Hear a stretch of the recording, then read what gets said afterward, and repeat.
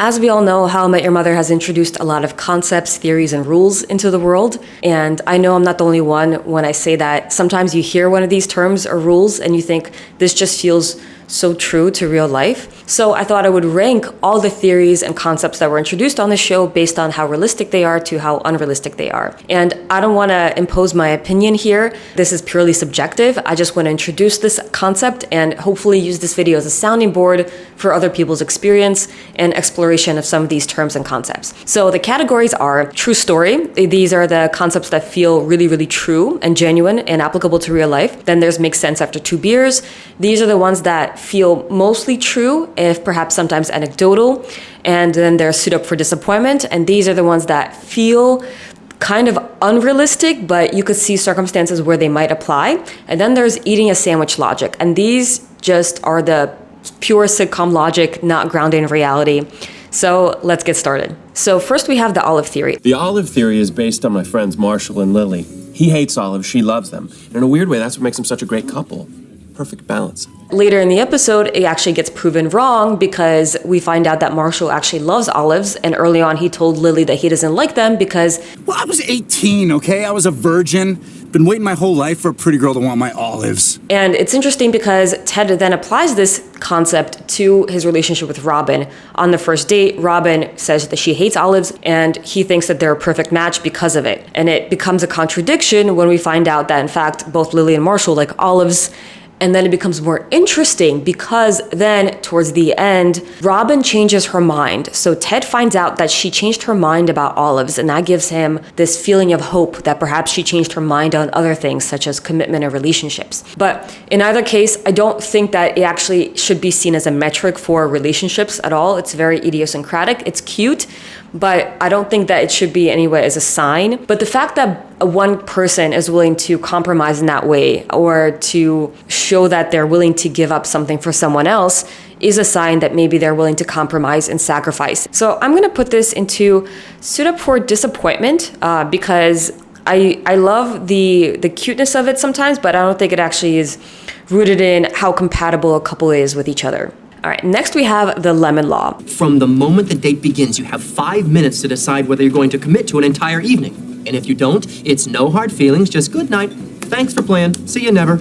So this one I think is interesting because at first I just fundamentally felt like it was I felt like I wanted to reject this concept, that it just feels so cruel to do that on a first date, and it takes much longer than 5 minutes to truly understand another person. And so initially I wanted to put it into an eating a sandwich logic, but then as I thought about it more, I realized that in some fringe circumstance, in extreme circumstances where you know that there's no way, even given more time and getting to know the person, that there's a fundamental disagreement, that maybe applying this law wouldn't be that cruel and it would make sense. Maybe in some situations where a person shows up and they deeply misrepresented who they are, that they're a completely different person, or if in the first 5 minutes they say something that is incredibly cruel. That book's a turd. Some douchey guy hooked up with left it here. It's all in Mexican. And you just know that this is someone who I cannot stand and I want to leave. And so maybe perhaps in some ways it is a courtesy to then walk out. It's a benefit for both people. So I feel like in general, it takes so much more than 5 minutes to truly know. And I think it's always important to be able to give another person a second chance and to give them more than 5 minutes to truly understand them. And that first impressions are not everything. So, but because I'm thinking of these fringe circumstances, I am inclined to put this into makes sense after 2 beers. So I don't think it's a universal true story, but that in those really extreme circumstances, it could apply. Nothing good happens after 2 a.m. So this is Ted's mother's concept where if it's 2 a.m., just go home, nothing good will come of it. And it stems from this idea that if it's super late, you're only going to end up making worse and worse decisions as time goes on. So it's best to just go home. And I think it starts to apply more as you get older, that at a certain point, you've partied enough, you've had enough, and it's just time to pack it in. But then later on, Ted kind of proves this theory wrong when he says that at 2 a.m., that's when his son was born. He was born after 2 a.m., so good things do happen after 2 a.m. So I think this rule kind of applies in some circumstances where it's like if you feel like you're going to make poor decisions, if you want to keep partying and you have responsibilities the next day, Perhaps it is best to pack it in to go home because you're only going to make poor decisions. But there are so many wonderful things that can happen in life that regardless of the time, and it doesn't really matter. So I am inclined, because I feel like this rule just seems very restrictive, to put it into suit up for disappointment, because I think that there are so many wonderful experiences and opportunities that can open up for a person. All right, so then we have the pause function. See, Marshall and Lily had a rule that at any point during a fight, they could pause and take a break. Their fights often lasted for days. So I really like the pause function. I don't think it applies in every scenario, and I don't think it could apply to every single couple. I really feel like for Lily and Marshall, it kind of makes sense because they're usually fighting for each other and they know they want to stay together. And so they're able to pause and do something else because they know that they will return to this argument. And also, Lily does demonstrate how sometimes the pause function should not be used. So there's a point where they're having a very intense argument and she just says pause over and over again. And Marshall says, no, we're not pausing this now. Now it's just avoidance. So I think the pause function can be abused. However, I think the pause function can be incredibly valuable for situations where something much greater comes up, when there's something more important than the fight in the moment, when someone else needs help and the couple has to bond together and band together to help the other person, or for a big occasion where they have to put their issues to the side momentarily to then talk about it later. I think the pause function could be great. I also think it can be great when it gets way too heated and the people are too emotional, and so they're afraid they might be saying something terrible in the moment, and so they decide to pause, regroup, and then come back to it with a more clear mind. And so I do like this theory. I feel like it can be abused, and I don't think that every couple can use it effectively depending how strongly they want to be together. So I'm going to put it into make sense after 2 beers. Crazy eyes. So crazy eyes comes up in this episode where Marshall starts dating and he meets a girl at a coffee shop, and right away Barney and Ted are like, yo, she has crazy eyes. So I think that I don't know. Unless I can be proven wrong, I would love to know what people think of this, but I feel like I want to put this into eating a sandwich logic, because I don't think you can look into someone's eyes and just think they're crazy, which is different from you meet someone and right away you get a vibe or a feeling or a gut reaction that there's something wrong, that there's something off, that there's something inauthentic or dangerous. And I think that's different from crazy eyes, because I think you can definitely pick up on someone who is a little dangerous or unstable, but you can't necessarily just look into a person's eyes and think they're crazy. So eating a sandwich logic. All right, so the freeway theory. So the freeway theory is this idea that Barney proposes that relationships are like a freeway, and like a freeway, relationships have exit points. The first exit, my personal favorite, is 6 hours in. The next exits are 4 days, 3 weeks, 7 months, then a year and a half, 18 years, and the last exit, death. I have seen some people argue that the freeway theory really quite applies. For me, I don't know if there's a time limit. For the shorter term points, like a few hours, I could see that making sense, that a first date, a one-night stand, maybe a few weeks of dating. But I feel like maybe this term applies more to milestones in a relationship, or points where you either move forward or break it apart. And I think that one person could always leave a relationship at any time just based on what's happening in that particular circumstance. So I guess early on I could see it applying, but as time goes on, I don't think that there are necessarily specific exit points, but perhaps maybe life milestones that would apply. So I will put this into suit up for disappointment. Crazy hot scale. A girl is allowed to be crazy, as long as she is equally hot. Thus, if she's this crazy, she has to be this hot. So this is a very interesting concept. There's a YouTube video that became quite viral that talks about the crazy hot scale, which is meant to be comedic. But there's actually a study that was published in 2020 that takes this concept and tries to explore it. So the study from 2020 is by Blanchard and Dunn, and it looked at borderline personality traits and attractiveness. So I think that this is an interesting one, but also a little too reductionist, of course. I mean, what does this term crazy even mean? Does it mean things like psychopathy, sociopathy, narcissism? Is it just the person is a little too enthusiastic or a little too wild? But I guess looking at it in a more abstract sense, and of course, beauty and hotness is also very subjective, and it varies between cultures and individuals. So I think that generally, if we overbroaden this concept, that we may initially put up with more from a more attractive person if we're starting to date them than if they're less attractive. And I think it applies to both genders. So I feel like there's some truth to it. But in a long enough timeline, I think that becomes erased, that no matter how attractive a person is, you just won't tolerate some of their behavior. So I do think that initially humans tend to be quite shallow. So I do want to put this more into the makes sense after 2 beers, which again, it's a oversimplification, 5 words. So the 5 words is something that Ted proposes, that there are 5 words that every person says that they soon come to regret. Like, I can walk that far, or let's buy a bar. So all these crazy ideas that come to you that you decide to do that you later on come to regret. So I don't have a personal experience with this, but I think that it certainly happens with some people where they just make a gut reaction decision and then they come to regret it, something very radical and extreme. I don't think it applies to everybody. So I think that the show makes it a little too specific in saying that everybody goes through this. But I think that it just doesn't apply to everybody necessarily, but I can certainly see situations where it does. And so I'm inclined to put this into suit up for disappointment. So next up we have glass shattering realization. And this is where you notice something about someone you love when someone else points it out to you.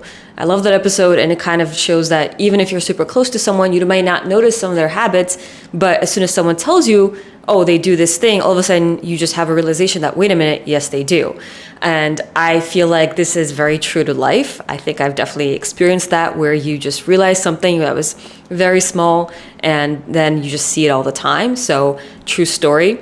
And what I like about this is that at the very end, Ted says that if you love somebody, then it's easy to forget about these bad habits again because it doesn't really matter ultimately, which is why we don't really see this later on in the show, all these little bad habits that they mention, because it just gets erased when you just care about the person and those little habits don't really become relevant to the story anymore.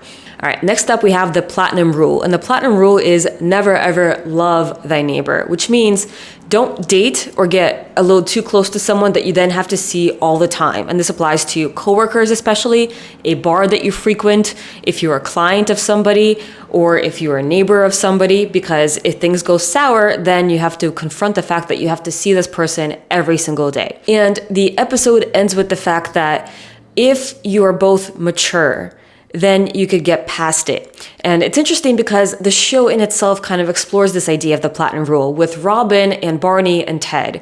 And there are a few episodes, quite a few, where we get to see the fact that this whole relationship, this whole dynamic with Robin, Barney, and Ted does kind of become awkward in some circumstances, and it's never fully let go. So the slaps giving episode really explores this. There are other episodes that look at this. So with some situations, there's still this lingering discomfort or awkwardness or maybe feeling that feels off. But I do believe that if both parties are very mature, then they can get past it.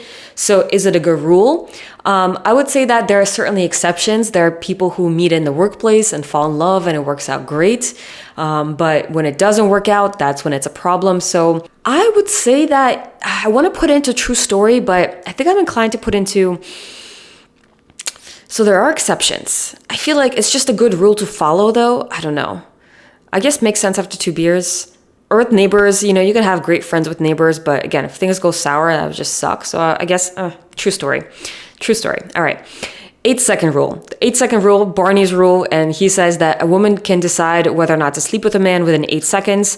And this is another one where I want to put into the eating a sandwich logic. But again, I would love to know people's thoughts and arguments for why that makes sense. Chain of screaming, another rule proposed by Barney. And this is where a person in authority yells at you and then you go and you yell at someone else lower in the chain of command. So this could apply to, you get yelled at your boss and then you come home and you yell at your kids or your spouse. And I feel like if we broaden this concept a little bit, I feel like it does apply where we have a bad experience or we get yelled at by a client, we get demeaned by somebody where we can't yell back at them. And then we have this anger inside us that we then take out on somebody else, not intentionally. And so I don't think it always happens, but it certainly does happen. So I'm going to put this into makes sense after 2 beers. All right, revertigo. Absolutely love this concept, and I think this is one of those that as soon as I heard it, it just felt so accurate. In this episode, we have a few scenarios where Robin reconnects with her old flame, and we also see Lily interacting with her high school friend Michelle.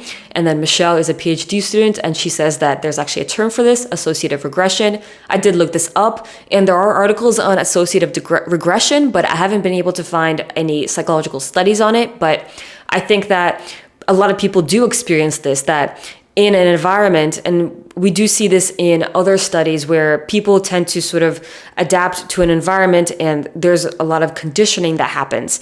So I have experienced vertigo, and I just feel like it's true story. And I've certainly heard other stories of other people talking about how as soon as they see their old friend, their siblings, their parents, they start to sort of revert to their old selves.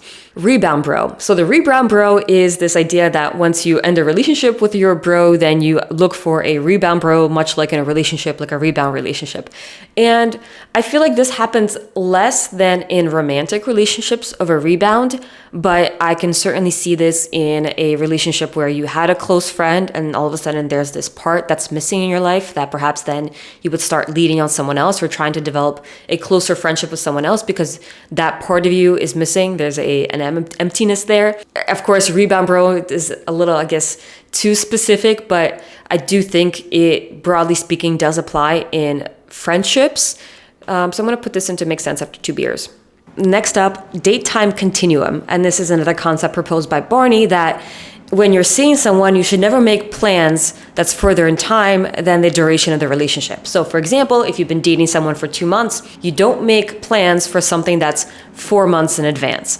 So I like this rule. I think it is a good one. I think there are exceptions, but practically speaking, it makes a lot of sense that, you know, if you've been dating someone for 6 months, do you want to really make a plan to go on a massive giant trip a year in advance?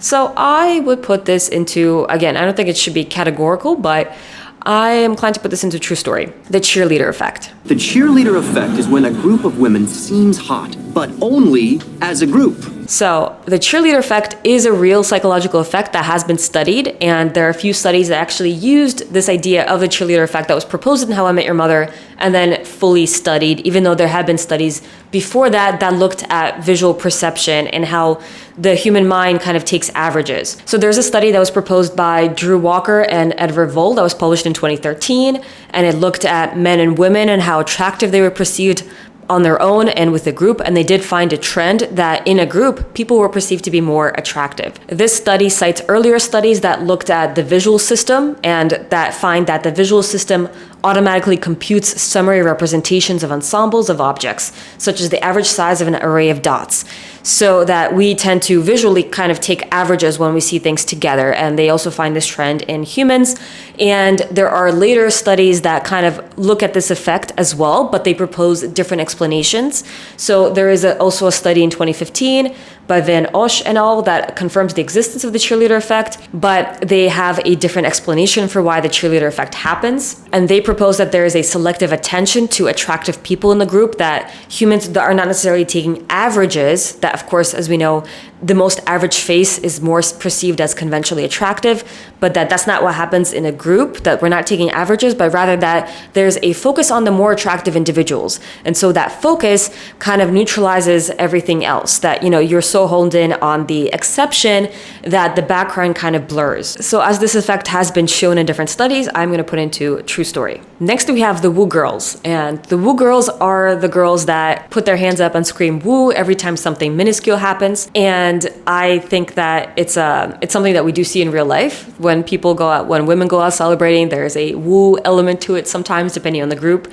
But this show kind of takes it a bit further in saying that they're wooing over these small things because deep down they're miserable. So I think that woo girls exist. I mean, just go to Nashville, they're out there, and I think there's nothing wrong with wooing, because sometimes you have to celebrate things, and you want to celebrate the small things because why not? Life is short. You might as well just woo when you can. But I don't know if I agree with this idea that they're wooing for minuscule things because deep down they're very sad. I think that a person could be very happy and they're just celebrating life. And so because this concept I think is real, but I feel like there's a part of it doesn't work for me that I'm going to put in to make sense after 2 beers. All right. The naked man. I'm just putting this into eating a sandwich logic. Please don't do the naked man. I mean, I think that if you are in a relationship where you have an understanding of each other and there's, I guess, a prior understanding that this is normal. So in the show, Lily does that to Marshall. And I feel like in some circumstances it would work, but it's so rare and specific that eating a sandwich logic, not the way that the show applies it. All right. Then there's Barney's world peace theory. So this concept proposes that all international conflicts boil down to sexual tension. And so that sex would resolve all international conflicts. I would love this theory to be true just because it would be funny, but I am going to put it into eating a sandwich logic. So next up we have the girlfriend gremlin theory, which is another Barney theory, and he says that the rules for a girlfriend are the same for a gremlin. In other words, in order to prevent a girlfriend becoming a girlfriend, you have to treat her like a gremlin. And this includes Never get them wet. In other words, don't let her take a shower at your place. Number 2, keep them away from sunlight, i.e. don't ever see them during the day. And rule number 3, never feed them after midnight. Technically speaking, I mean, that is correct. If you only see someone at night and they don't stay over and you don't let them shower at your place, you just, honestly, the whole, like, just only seeing them at night thing, yeah, they're probably not going to be your girlfriend. So, although the way that he says it is kind of out there, I think that that is certainly true. The sexless innkeeper. So the sexless innkeeper is a person who, kind of provides accommodations, a place to stay for somebody else, and they don't get laid because the other person just wanted a place to stay. So in other words, using another person for a place to sleep while under pretenses that you may want to sleep with them. And I don't know of anybody who's experienced this in real life. However, can't imagine some people who are not great who would do this to somebody else. Unfortunately, so, I mean, I hope that's a small percentage of the population, so I'm going to put this into, makes sense after, maybe suit up for disappointment. I really hope that people are not usually like this, that this is not a universal concept. So next up we have new relationship smugness. New relationship smugness. You and Robin are in the honeymoon phase. Everything's perfect. Every song on the radio is about you. Every other couple sucks. I don't think that everybody necessarily thinks that they're better than other couples in the honeymoon phase, but there might be a little bit of that effect when you see longer term couples that may be bickering, fighting, having disagreements, and for you on your end, everything's great and everything's magical. So I think there's a little bit of a truth to that, so I'll put that into makes sense after 2 beers. So reacher, settler. Every good relationship has a reacher and a settler. Exactly. One person reaches for someone out of their league, the other one settles for someone below theirs. According to the show, it's that every couple has a reacher and a settler, and I don't think that's true. I think that there are certainly situations where that is absolutely true, and maybe it's true quite often, but I don't think it's completely universal, and I think there are a ton of exceptions. So because it says every relationship, I'm inclined to put this for, I guess maybe makes sense after 2 beers, because it is true, there are relationships, people do settle, but it doesn't apply to everybody. On the hook. On the hook is where a person kind of keeps someone stringing them along as a backup option in case something else doesn't work out, so they kind of make them feel like, oh, there's a chance that we'll be together without ever committing, also without fully letting go. And I think that absolutely does happen, and it's incredibly cruel, but I think it's true. Not everybody does this, but it does happen. Bait. Bait? A true gentleman invents a pretense to lure an honorable lady into his apartment. Some item of interest or beauty you can both pretend to admire for 5 minutes before she hops on your disco stick. And we do see this throughout the show, even in the first episode where Robin does the luring. You know, I've had a jar of olives just sitting in my fridge forever. I could take them off your hands. It's a pretense that both people are participating in. They're both trying to do the whole etiquette, polite thing. I'm being a gentleman, I'm being a lady. So I do think it's true. New is always better. This is Barney's rule that new is always better. And the show itself proves this wrong. It uses the example of a bottle of scotch where, new is not always better. A newer bottle of scotch is not better than an older bottle of scotch. And we see this apply in so many different examples where a newer movie is not necessarily better than an older movie, a newer book, a newer relationship, all these things. New is not always better. So I'm going to put this into eating a sandwich logic. There are, I guess maybe stood up for disappointment, because of course there are situations where new is better, where absolutely you want something new than something old. And so it doesn't apply universally, but it does happen. The mermaid theory. The mermaid theory is another interesting one because initially I was inclined to mostly reject it. Every woman no matter how initially repugnant, has a mermaid clock. The time it takes for you to realize you want to bone her. I feel like this kind of makes it seem like men and women can't be friends, and it kind of reduces it to this fundamental issue that men and women just can't because things will change over time. But I feel like if you broaden it, so if you don't necessarily say that men will want to sleep with a woman, but he'll find her more attractive over time, there are quite a few studies that kind of confirm that we do find people more attractive over time. So first off, we have the backward halo effect, where a person's personality and likability increases their attractiveness.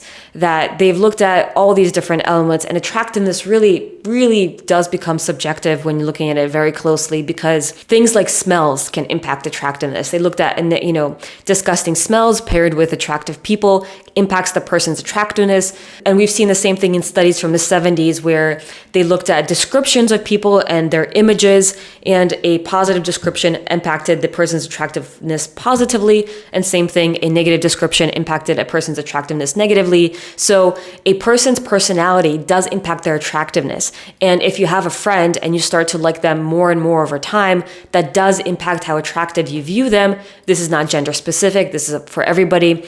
And there's also this idea of the mere exposure effect, or the familiarity effect, when it comes to interpersonal relationships. And this has also been studied in psychology studies, where they found that just being exposed to a person over an extended period of time impacts how you perceive them. And so I do think that there is truth to this idea that, the people that you truly care about, the people that you spend time with, they start to appear more attractive to you. And a person's beautiful personality does impact how you view them, and it actually does impact your perception of how attractive they are. So maybe not necessarily someone might want to sleep with the person, but they may find them more attractive over time.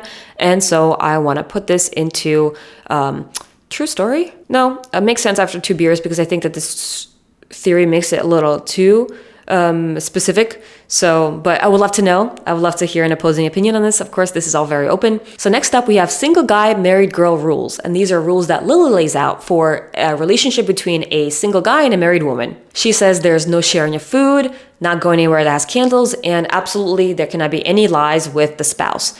And so I think that generally this is probably a good rule. I think the last one is the most important one.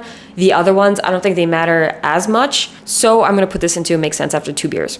Next up, we have graduation goggles. And the graduation goggles are this idea that once you're trying to leave something, all of a sudden it becomes more magical to you and you start to like it more. So in the show, the examples that are used are graduation, naturally, that even if you had a terrible 4 years in high school, when you're graduating, all of a sudden you start to have this feeling of nostalgia. You start to like things. You appreciate things a lot more because it's about to be over.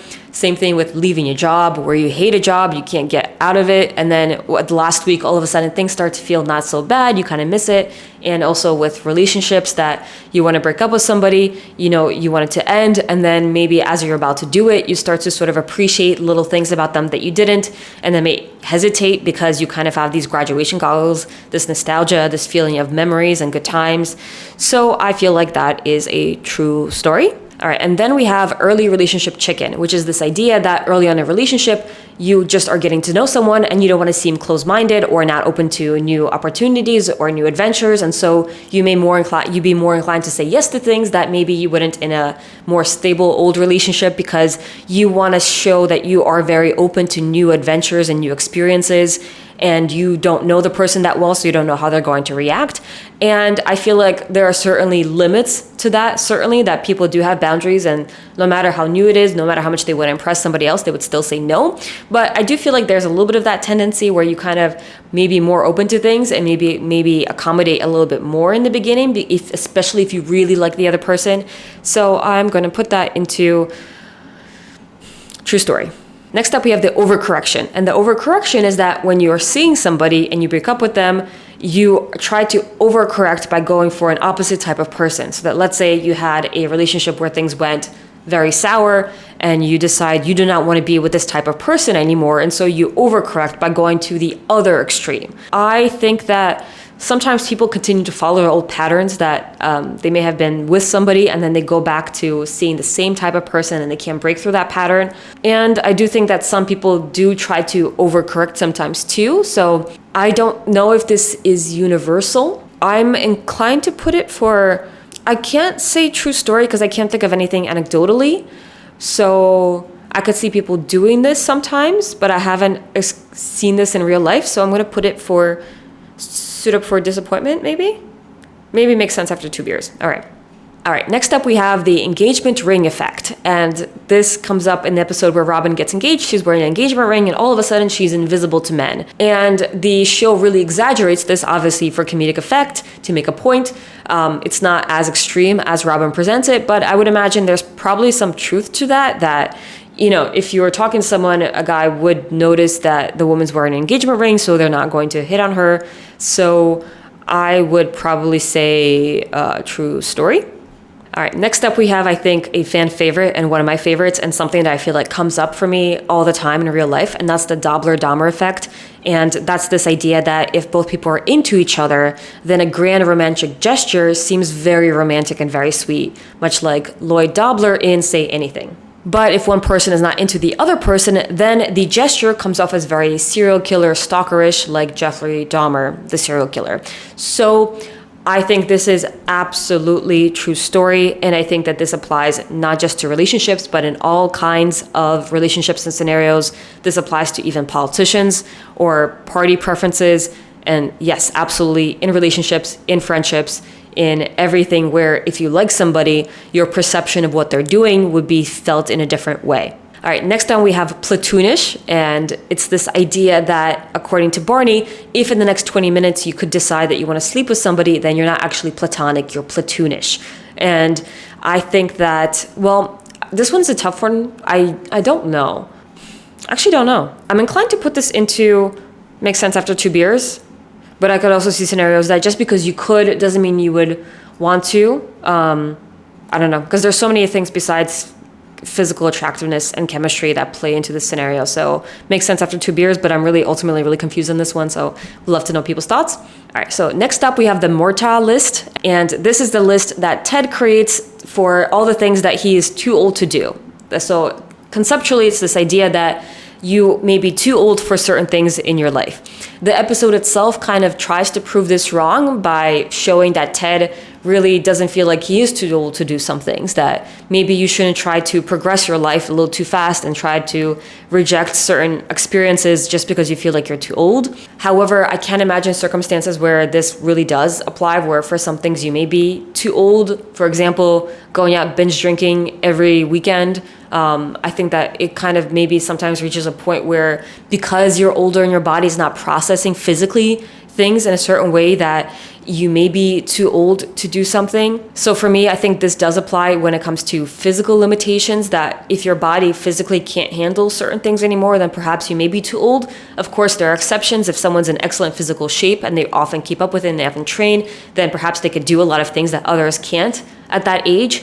But I do think there's some truth in maybe being too old for some things, but I feel like this has to be applied very liberally, and there are of course many exceptions, but I would put this into makes sense after 2 beers. And finally, we have the stamp tramp, the golden stamp, and the piggyback stamper. So the stamp tramp is someone who just automatically approves of everything. They give their stamp approval on everything, which is Marshall in the show. And of course, this has a negative effect because if you approve of everything, no one can really trust your recommendation because you just go with the flow with everything. The golden stamp is the ideals, the people who are selective, where you can trust their recommendations because you know that they focus on quality. And the piggyback stamper is somebody who just takes other people's recommendations, approvals, and they piggyback stamp, so they approve it based on their approval. And I feel like this certainly does happen in real life, that people do sometimes fit into these categories. And so I'm going to put this into true story.